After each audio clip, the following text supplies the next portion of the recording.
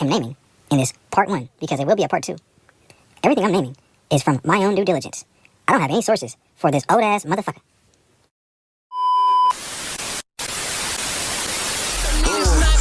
AJ dead, JJ dead, fuck Lil E. Sneak dead, I mean he fled, but it was still easy. Got his body and blew that sucker up. Popped up cuz like year, I was like, when they smoked my cousin up.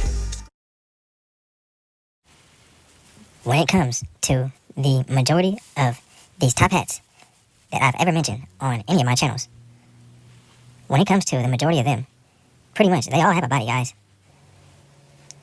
Now, when it comes to gang bosses, such as CML Lavish D, I honestly don't think that he has a body, guys. Lab never got a body, I'm just being honest. I'm just gonna be honest. Chronologically, I just don't see it. And Lavish D is really smart, if you guys can't tell. He was at his best in the streets as a coon when they were BAY and slightly after. Once the stars blew up and he became this fucking patented big homie, he basically started sending a whole bunch of hits and crashing all of the star members. He wasn't doing shit on his own. So his era as a coon in the streets actively, with the pistol, was pretty brief. Guys, the stars were winning the war. They weren't winning the fuck out the war, but, they were up. It was too much shit going on and a little bit too much pressure involving the stars that they were putting on the Mozzie side. They would catch them at stores, malls, parties, and all kind of shit. And it just seems like that the CML side will always have the upper hand, even when it comes to pistol play. Fuck. But Mozzie, when he blew up, that really turned the tables. And to be honest, guys, the CML side started getting turned into packs and shot the fuck up left and right. And that's honestly when they began to win the war. One thing that is interesting about Snubbz that I can mention is that he does a real good job in making it seem like he's out here on a solo career campaign mission to kill, exterminate all of the goddamn CML members. CML, Lick, and the rest of the posse coons. Now, that's just him being a gangster and sticking to the street code.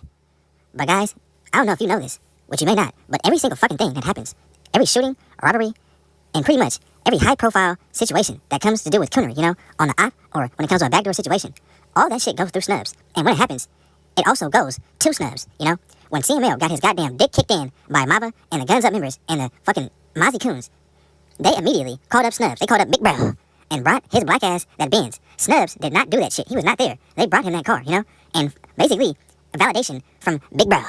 Fuck. Pay attention to who Snubbz gets surrounded by. 3G and Lee's allegedly shot B-Tone and Snubbz. I'm sorry, B-Tone and Thoa. Right there, you can see Mava, and we all know who he had killed. And these are all people who would slap the shit out of their grandmama just to be in the same fucking presence, in the same breathing air as Snubbz, the infamous Snubbzilla. Fuck. Now, I've also heard plenty of rumors that Snubbz had a very big hand in the bag that had something to do with Bris getting killed. When Bris passed, a lot of people remixed his song, even his ops, dissing him. And one op in particular, quote-unquote op, that made a remix was Born Son of 3G and Snubbz.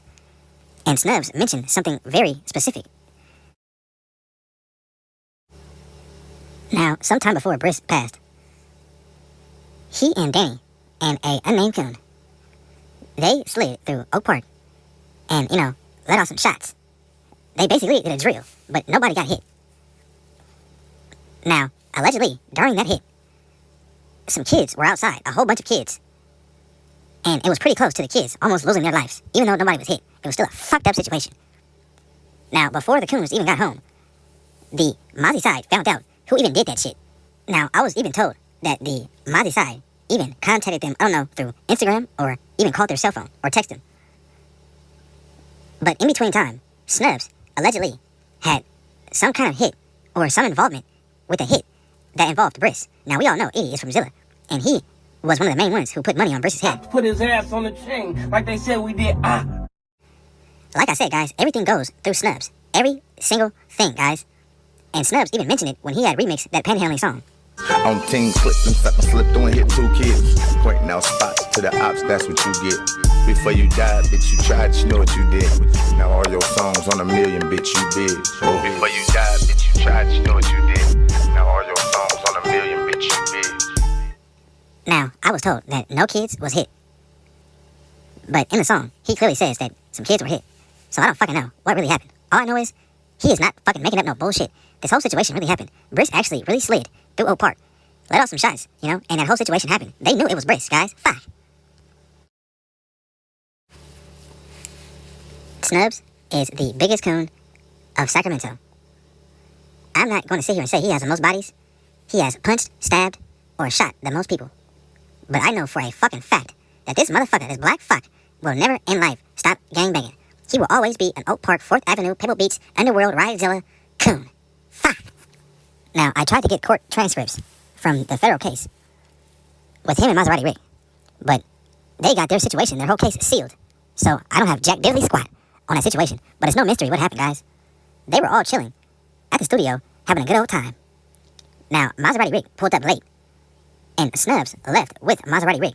I don't know if Maserati Rick knew Snubbz had those guns, but chances is, he fucking did. It's no way you can hide a goddamn duffel bag full with 2 goddamn ARs, you know? If Maserati Rick didn't ask Snubbz coon ass what the fuck was in those guns, then that means he's just a stupid ass. The majority of these coons get tired of going to jail. But real gangsters, the ones that are real gangstified, coonified to the core, to the gristle, like Snubbz, gangsters with his mentality, they can never give that shit up. And it's really rare that it's people with his mentality. Now, I highly feel like that jail and prison saved him from either getting smoked or either catching a life sentence for murder. He really sat on the bench. He was on the shelf for the majority of the war. By the time he got out, that shit was watered down. Now, when Snubbz gets out in 2029, it's only a few things. Guys, he will be around 47 years old. And it's either he's going to still be cooning some way, somehow, and find a way to go back and forth to jail for a little small shit, or his ass is going to be kind of like a fucking King Yella. His ass is going to be all over the internet telling old school war stories and trying to blow off rap. Some way, somehow, Snubbz is always going to try and get his presence felt as a fucking coon in an old school Oak Park Zilla dinosaur. A lot of the names that you hear right now, and even back then when the war first started, and when Sacramento even first got put on the map, some of these names may fall out, fizzle, and fade away. But I guarantee, guys, we will always hear about Snubbz. Mark my words.